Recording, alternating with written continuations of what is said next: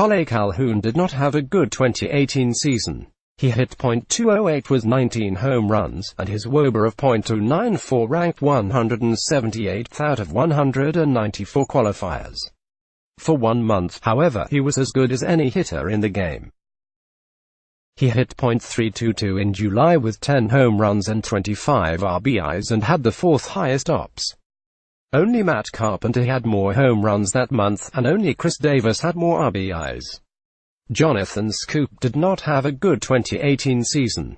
He hit .233, .266, .416 with 21 home runs. But in July, he hit .360 with 9 home runs. Jock Peterson was better than Calhoun and Schoop, hitting .248, .321, .522 with 25 home runs in a platoon role. He finished with 25 home runs and 87 RBIs, so more than a third of his production came in those first 28 games. We can do with this with pitches as well. Daniel Mengden went 4-1 with a 1.51 ERA in May. Sean Newcomb went 5-0 with a 1.54 ERA that month.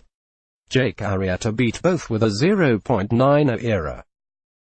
Carlos Rodon finished 6-8 with a 4.18 ERA, but he went 5-0 with a 1.84 ERA in 9 starts in July and August.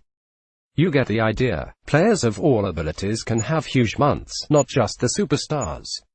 But we notice the big months more when they happen in April because we see the names at the top of the stat leaderboards.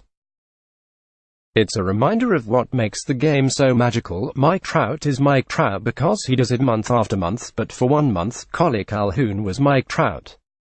The line between one of the greatest players of all time and a veteran having a bad season is much smaller than we sometimes realize. With that in mind, let's look at some of the early leaderboard surprises and decide if they can possibly keep it up.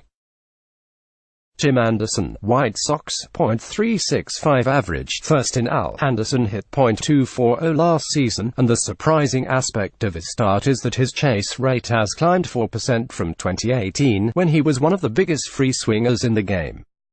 It defies logic that an even more aggressive approach has worked, but his underlying metrics are trending positively compared to last season. His exit velocity is up, his hard hit rate is up from 27.9% to 36%, and his swing and miss rate is down. There has been some good fortune. His expected batting average heading into Wednesday was .315, but in general, his quality of contact has been very good. Still, he's riding a .413 BABIP and has drawn only 2 walks. Javier Baez has succeeded with this extreme approach, but Baez has freakish bat speed and raw power. Even if Anderson sustains some of his hard hit improvement, I think the high chase rate will haunt him, and he will fall under .300 by season's end.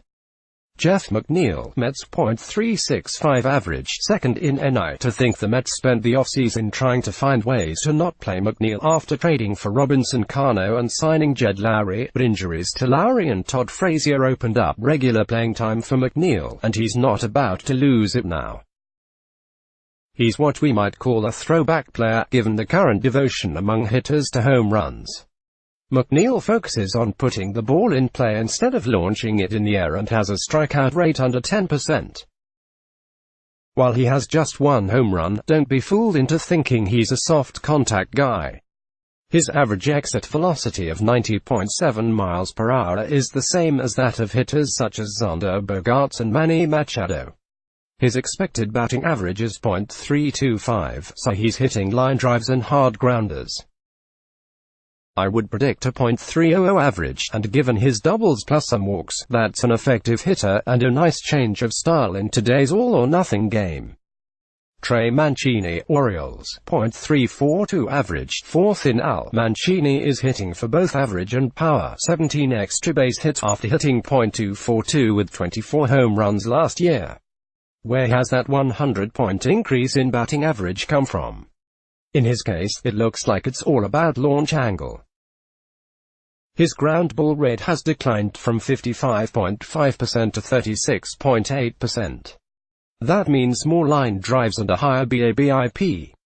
Mancini is not going to hit .342, but if he keeps the strikeout rate at 22% or below, he could be a legit .300 hitter.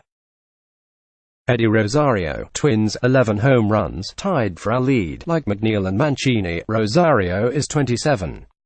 Is the age 27 peak season still a thing? Rosario has always had elite bat speed and hit 51 home runs the past 2 seasons, so it's not as if this power surge is out of nowhere. He also hit 4 of his 11 home runs last weekend in Baltimore. Some of Rosario's numbers are up. Exit velocity and what StatCast calls barrel rate, a hard hit ball at the optimal launch angle. He remains an aggressive swinger, and 6 games against the pitiful Orioles pitching staff certainly helped. Rosario also has always been a streaky hitter. He hit .350 with 15 home runs in May and June last year, then hit .259 with 4 home runs in July and August. He hit 16 home runs in August and September 2017. I can see Rosario topping 30 home runs for the first time, but I'm not convinced that he has the consistency to get to 40. Domingo Santana, Mariners, 30 RBIs, tied for our lead. Santana's overall batting line isn't anything special, .284, .349, .470, 6 home runs, and he strikes out a lot, so you might guess that he has been clutch with runners on base. He has. He's hitting .417 with runners in scoring position. To his credit, his overall strikeout rate is 26%, but it's just 9.5% with RISP, so he appears to be making a concerted effort to cut down on his swing in those situations. 2 players hit .400 with RISP last season, Joe Mauer .407 and Yuri Gurriel .403, so maybe Santana can do this all season. And, yes, he could drive in 100 runs while slugging under .500. It happens all the time. Heck, Albert Pujols drove in 101 runs in 2017 while slugging .396, thanks Mike. Still, would you predict Santana to lead the AL in RBIs at season's end? No. We all know that will be Luke Voit. Tyler Glasnow, Rays, 5-0, 1.75 ERA, tied for our lead in wins, leads in ERA. Glasnow was a popular breakout candidate heading into the season after he pitched pretty well with Tampa Bay down the stretch after the trade with the Pirates, but I wasn't so sure about that. He had a 4.20 ERA with the Rays and did start throwing more strikes, but he also allowed 10 home runs in 55 2/3 innings and averaged just 5 innings per start. Well, he's breaking out in a big way, and he's doing it basically with 2 pitches, an upper 90s fastball and a knee-breaking curveball. He'll mix in a few changeups and sliders. He has always had the big stuff but always made a mess of things with his inability to throw enough strikes. But now, 2018 to 127 th out of 140 pitches in strike rate, minimum 100 IP, 2019, 18 th out of 125 pitches in strike rate, minimum 25 IP, it's amazing what throwing strikes will do. I guess there's a chance the mechanic slipped backward or something, but he looks like a Cy Young candidate.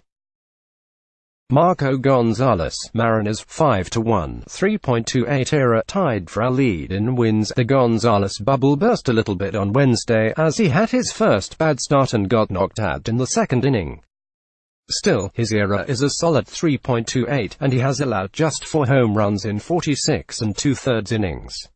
He might be even better if not for Seattle's league worst defense, as his .313 BABIP against is a little high.